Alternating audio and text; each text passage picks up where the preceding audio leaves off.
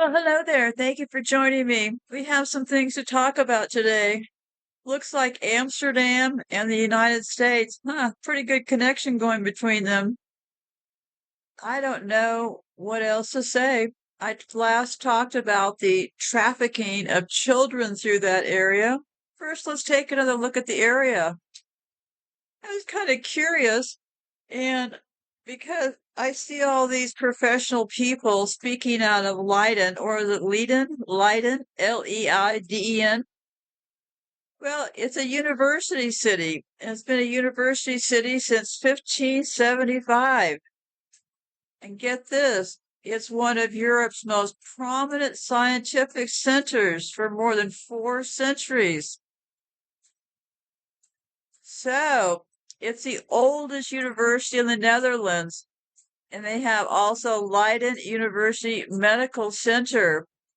It is the European's top university with 13 Nobel Prize winners. Pretty impressive group of folks, right? It's a member of the League of European Research Universities, and it's twinned. Everything is dual, right? It's twinned with Oxford. Imagine that. Twinned with Oxford, the location of the UK's oldest university. Interesting connection with the UK, right? Well, it gets even more interesting with between that friendly place and all of this pornography. Yes, you've heard me right. This illustrious center of everything. It all got kicked off because of those printing presses. I will have the shows down below that I recently talked about, the printing presses, for you to take a look at. But Leiden was very big in the printing and publishing industry. Boy, that would be handy, wouldn't it? Because besides the printing presses being used for that Bible, what else were they used for? Well, it certainly was used for pornography. Get those printing presses rolling. Just kind of like how they figured out to sell a body for human trafficking. They can sell that body over and over again, right? If it's a sex person, they can sell it over and over. If it's a drug, they can usually just sell it once, right? Well, if you're selling pornography, imagine the money involved in that. Imagine all that. And what do you need? Well, you need printing presses. So, Leiden, the place where the pilgrims and some of the early settlers of New Amsterdam, they lived there and they operated a printing press. Imagine that, those pilgrims, the ones that got on the Mayflower and came here. Oh, they were very big in the printing business. Funny how that would work out, right? Because here was the part that got my attention, because remember when I've been exploring where these people came from, and I at first thought, well, they were in Leiden, and then they hopped back over to the UK and hopped on the Mayflower. And when I had the light bulb moment of, well, not everybody left Leiden and went on the Mayflower, there was a group of them left behind, and this group has turned out to be quite interesting, especially with their connections to pornography and the United States. Imagine that.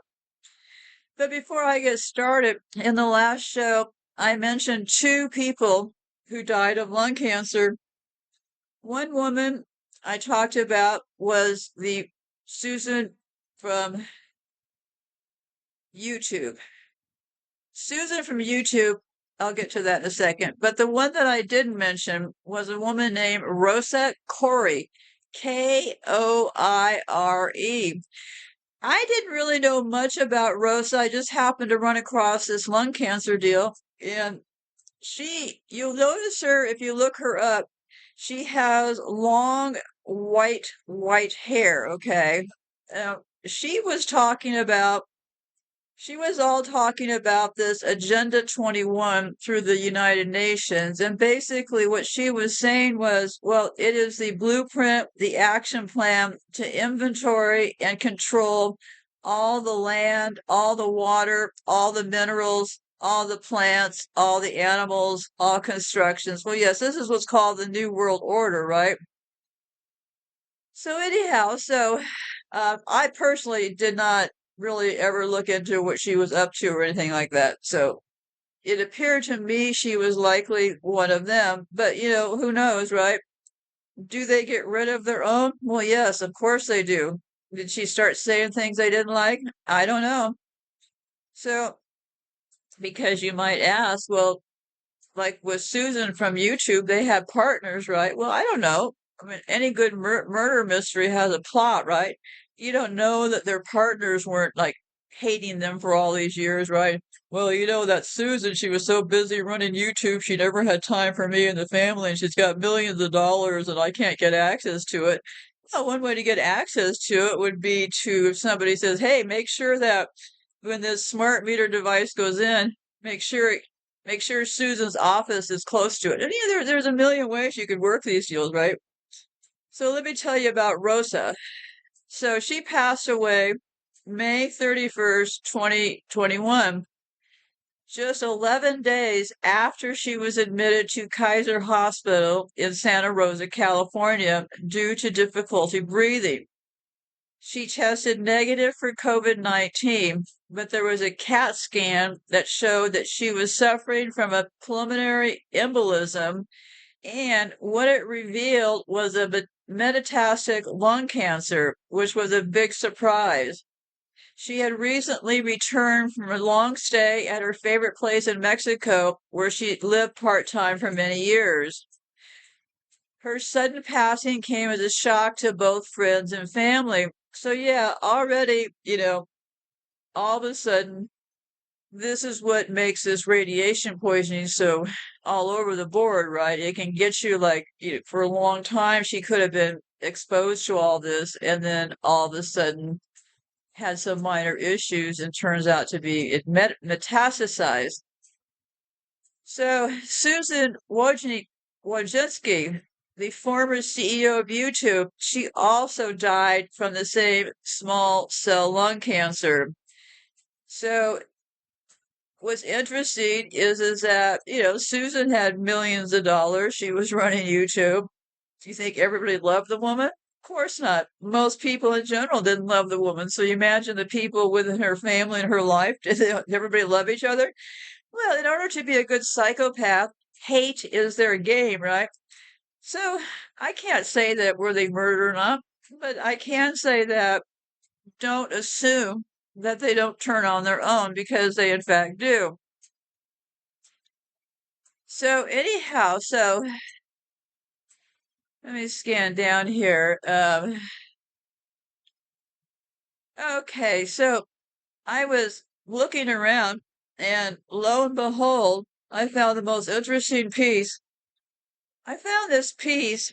It was called the IPT Journal, The Trade in Child Pornography. Wow, what is this?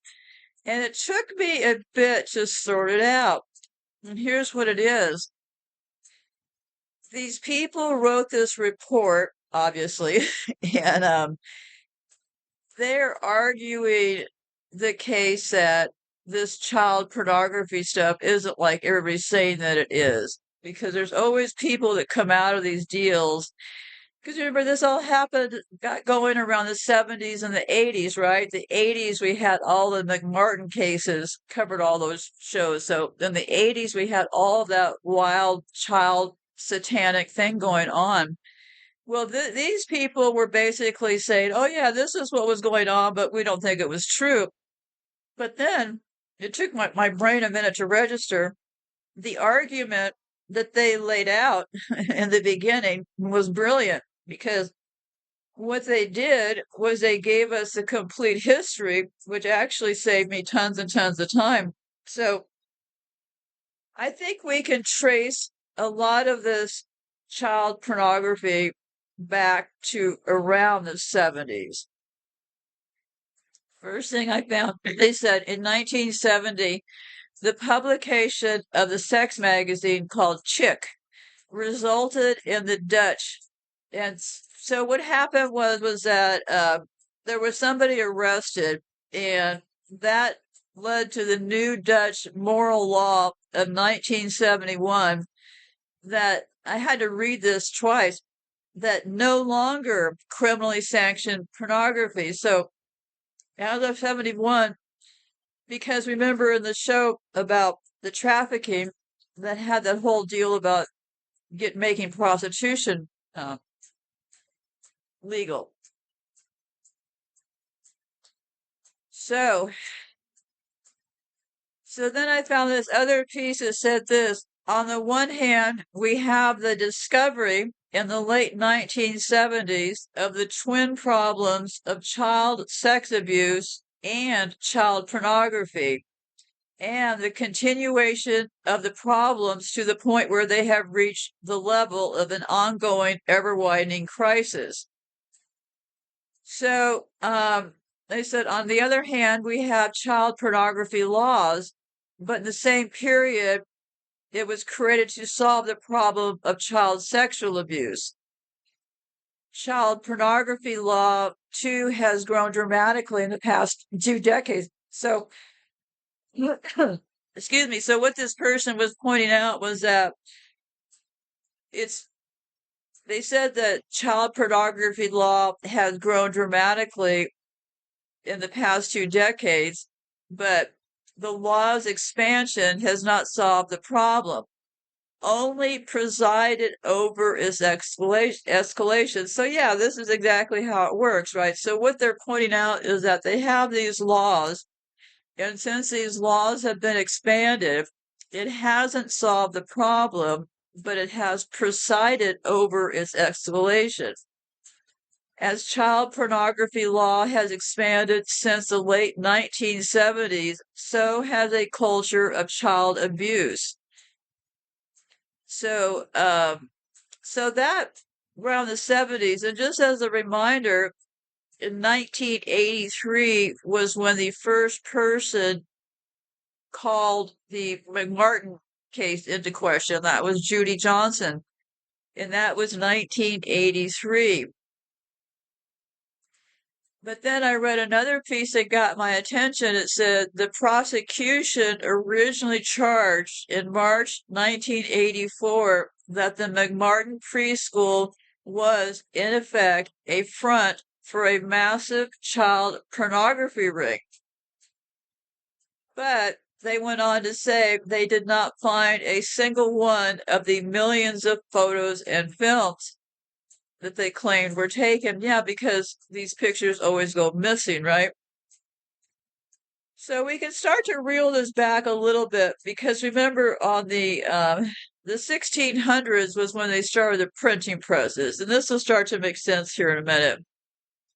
But by the late 1800s, child pornography was widely available in Victoria, England. Now, isn't that crazy? So by the late 1800s is when they're claiming that child pornography was widely available. So almost, I'm proposing that these people took over the game board 1700s, right? So almost right off the bat, they introduced pornography. They introduced child pornography, and they introduced it mainly in England, right?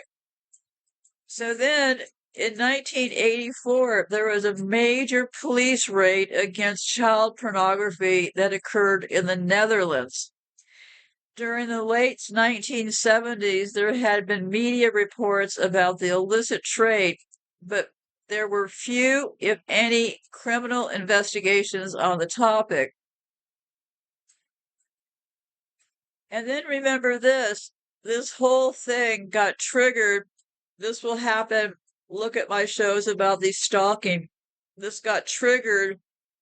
What got triggered here in the United States got triggered around 9/11, right? Because after 9/11, which happened in 2001, a whole lot of new laws got changed, right? Well, the same thing happened in the Netherlands. 2002, they introduced legislation which deemed virtual child pornography as illegal. And this is where we'll start to see the U.S. working with the Netherlands. And one has to ask, well, gee, why is that? Why is the U.S. in here helping with all these laws, right? Well, I have a show that will follow this, that will pick it up from here as far as who really is in charge of movies, the internet, and all this other stuff, but way too much for me to go into today. So they had an attempt to test the law in 2007.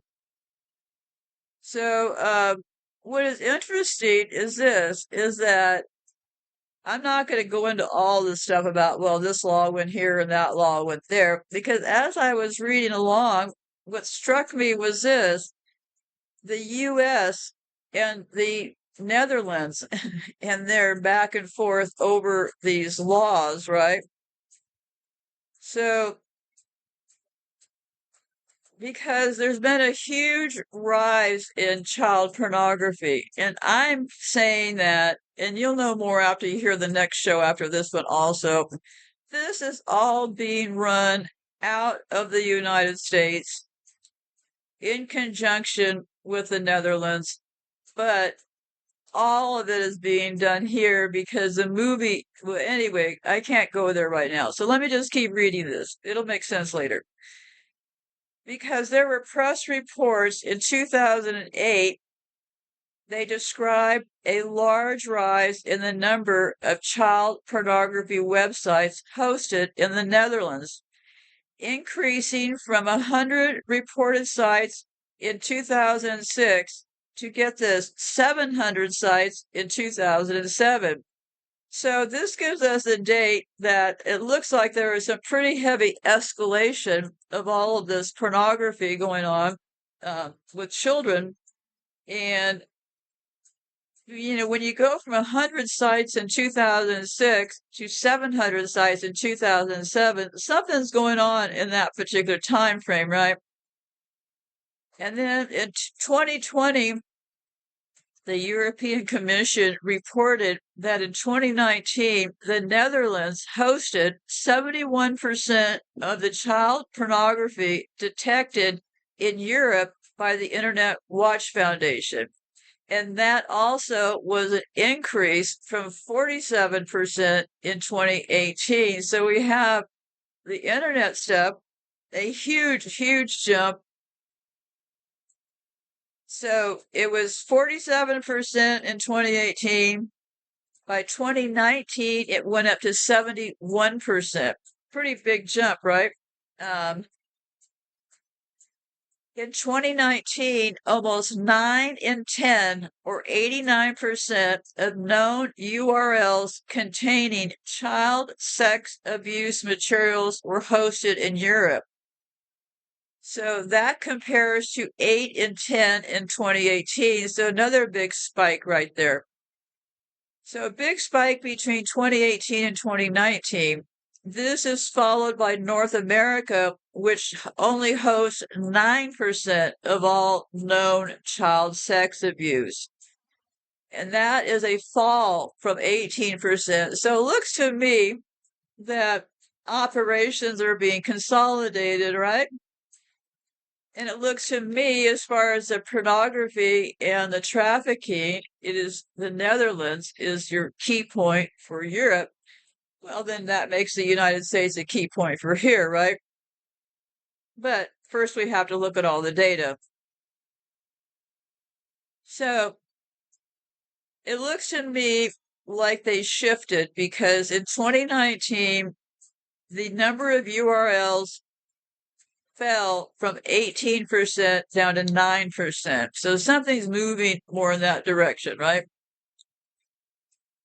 It says the Netherlands hosts 71% of the child sexual abuse content found by the IWF.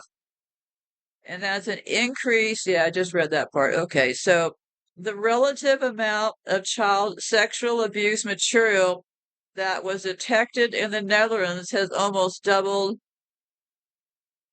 Yeah, obviously that's a spot. They went from 47 to 71. And it went on to say this is due to a pervasive business model of bulletproof hosting, which takes advantage of the more permissive legal system and excellent technical infrastructure that the Netherlands provide.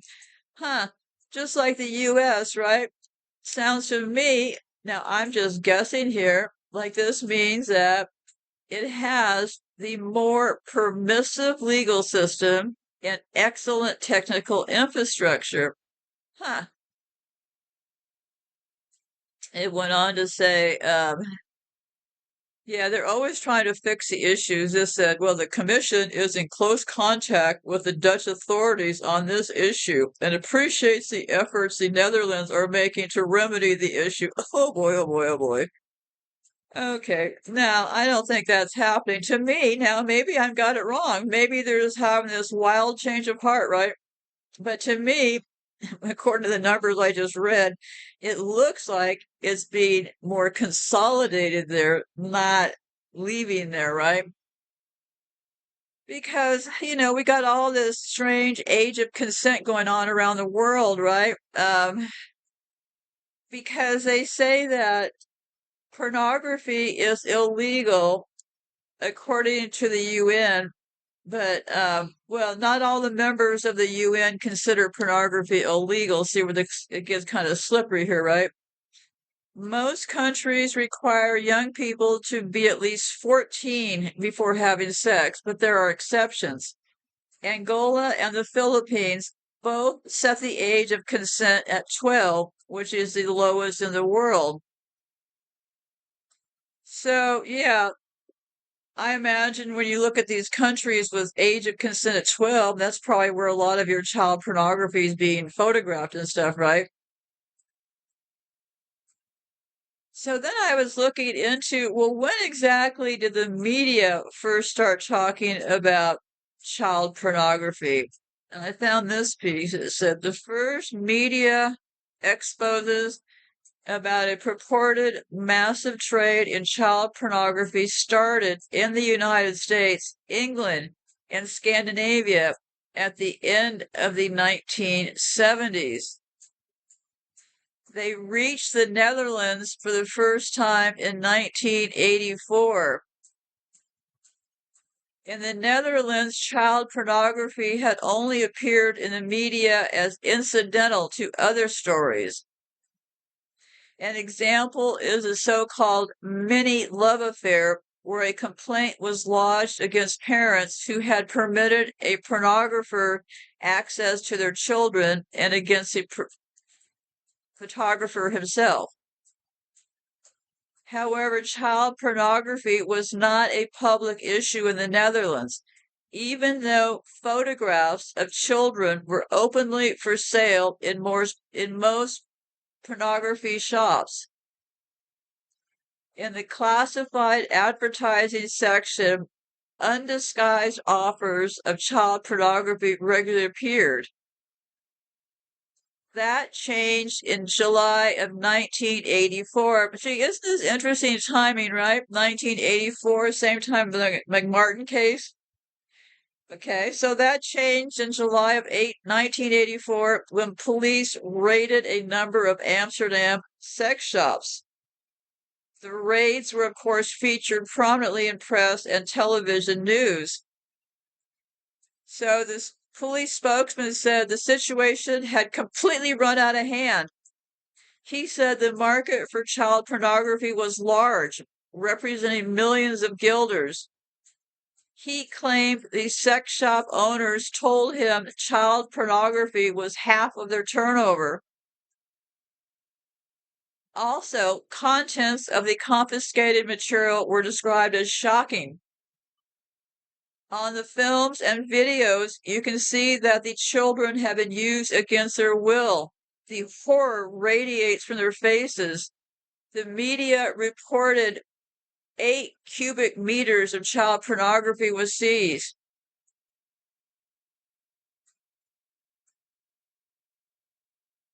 In November 1984, at hearings in the United States, the claim was made that child auctions for the purpose of child sex slavery and pornography were held regularly in Amsterdam.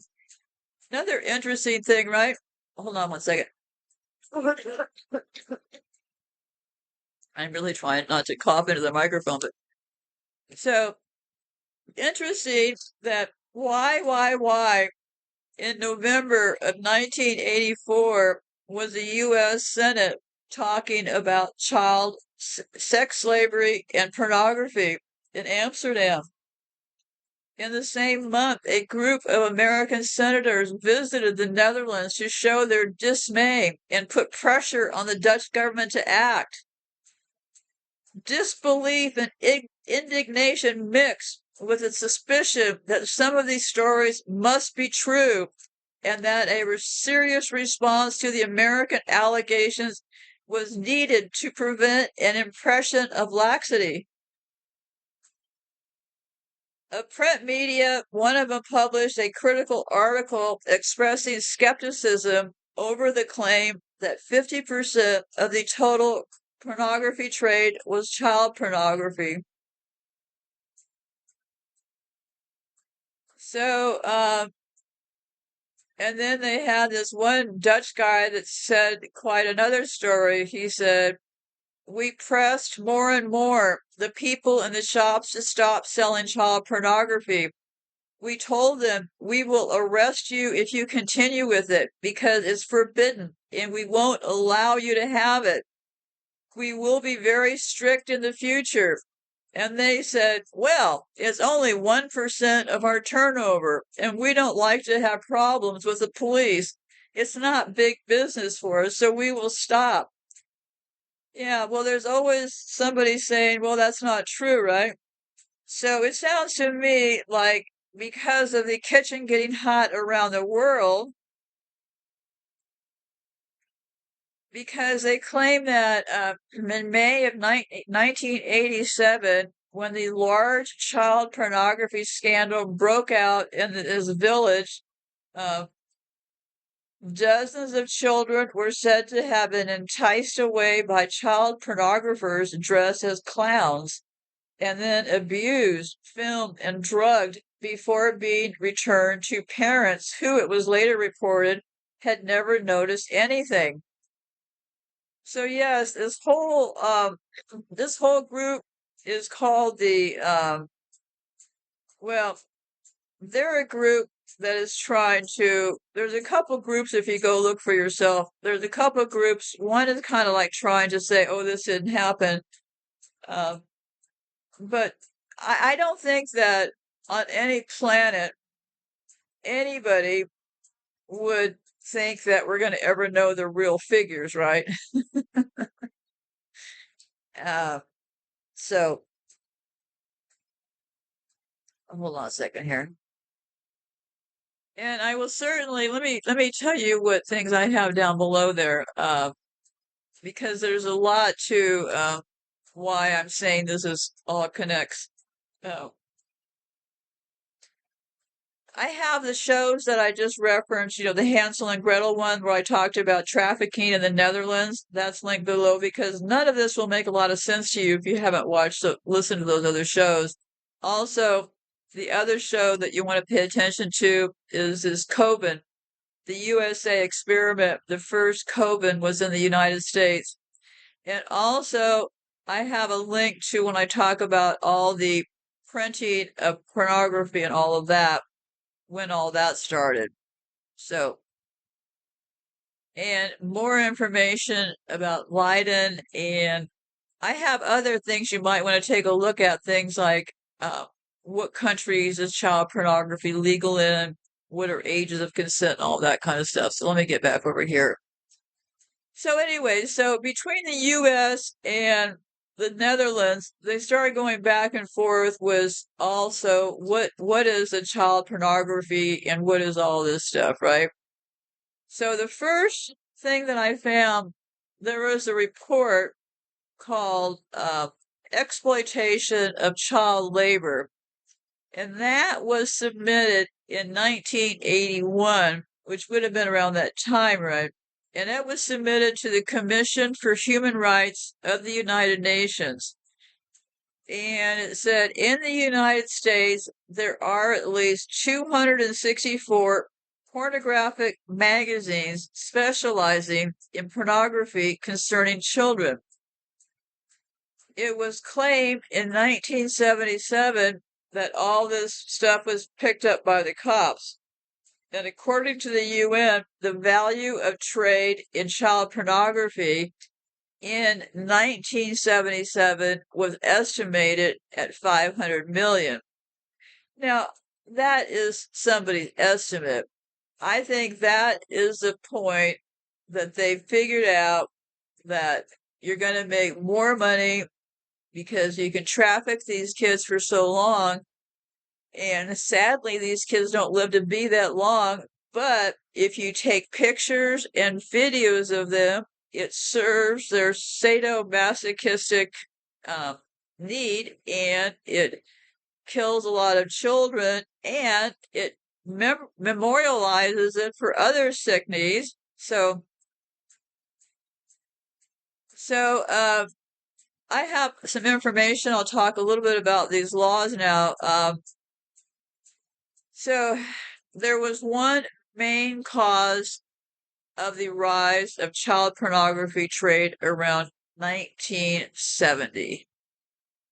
And like I said, I found a lot of this out of the report from these people talking about, let me make sure I have that over here.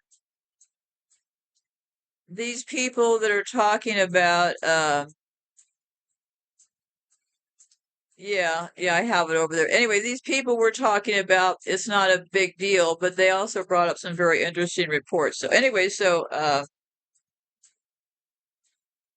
what they said was the main cause of the rise of child pornography was around 1970. In many countries, the existing anti-pornography laws were being dismantled at the legislature and at the judicial levels. Except perhaps for some traders, no one could predict what possibilities this would open up for the emerging pornographic industry. So what does this tell us? Well, this tells us around that time they were coming up with they were dismantling anti-pornographic laws, okay? And then they go on to say, well, no one could predict what possibilities this would open up. Right. Well, just like no one could predict opening up prostitution in the Netherlands was going to kick off the human trade, right? It is always the plan, not the bug in the system. But I'll keep reading what they said.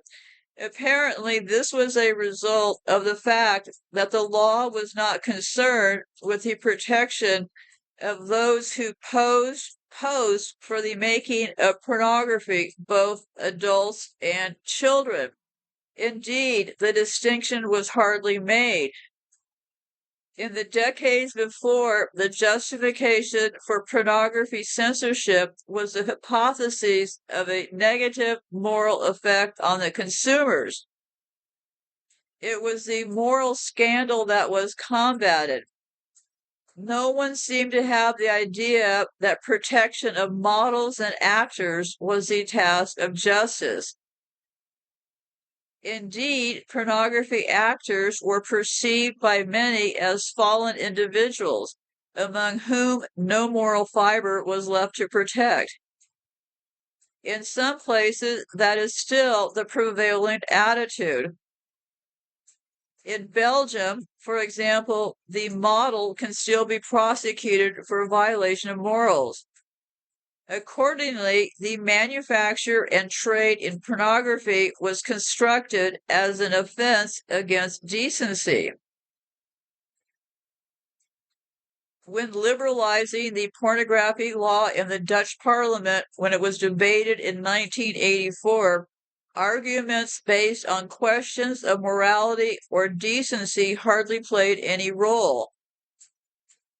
Discussion of the possible effect of pornography on the consumer was restricted to concern that pornography might encourage sexual violence or discrimination against women.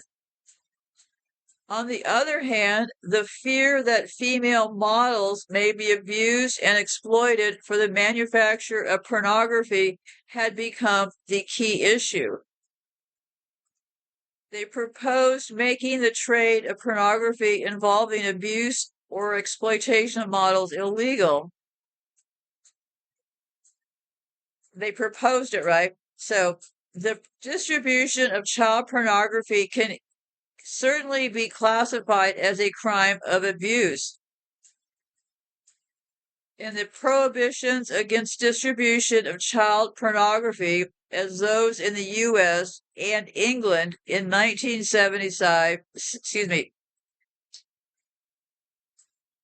in the prohibitions against distribution of child pornography, as those in the USA and England in 1977, in Denmark in 1980, and the Netherlands in 1984, the criteria of obscenity was absent. This one Dutch person questioned this and said, the question is not whether looking at photographs offends the moral sensibilities of the person looking, but if the cooperation of children in sexual conduct damages their sexual integrity. We should not concern ourselves with those whom we may judge in moral terms, but with those who may actually need our protection. Well, it always means that here's the law in the Netherlands. When the current Dutch Penal Code took effect in 1886, it reflected the liberal political climate that had been inherited from the two previous centuries and that dominated intellectual circles throughout most of Europe. The lawmakers did not see it as their duty to combat voluntary moral decay. The government sought to intervene only when the sexual integrity of persons or public order was threatened. So, but the extension of the franchise starting in 1890s benefited both the socialists and the Catholics. So,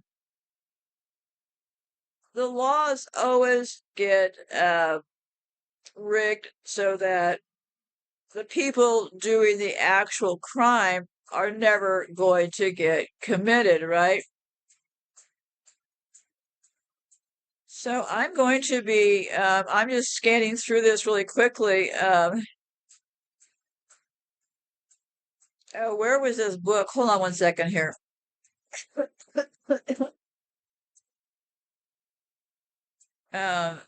This all got started, let me see here. November 1970. That was the book was called Mini Love, and that book contains 65 naked and sexual photos of an 11-year-old girl and 12-year-old boy. So, and this is interesting because remember, it was back in, let me scan back up here again, in 1970, right? 1970, when they did the first getting alarmed over sexual images. Obviously, this stuff was going on before that, but that was when it seemed to get more alarming to people. And this went on to say the media was more upset at the time over the way in which the children were interrogated by the police than about the book.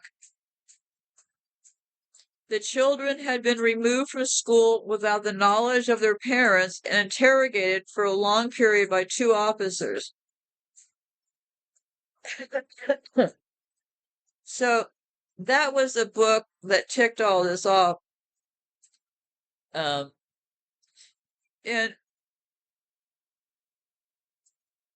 so shortly after child pornography had been made punishable in the United States, people in the Scandinavian countries began to call for legal prohibition.